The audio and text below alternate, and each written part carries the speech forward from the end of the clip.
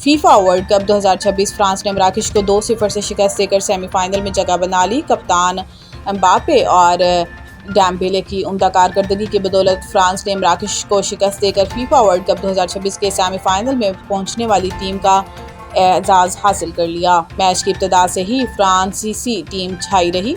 Match का पहला half बगैर किसी गोल के बराबर रहा, लेकिन अगले हाफ में 6 मिनट में फ्रांसीसी टीम ने 2 गोल करके मैच अपने नाम किया। बॉस्टन स्टेडियम में खेले गए क्वार्टर फाइनल आगाज इंतहाई शानदार था। फ्रांसीसी टीम ने मराकश के गोल पर कई हमले किए।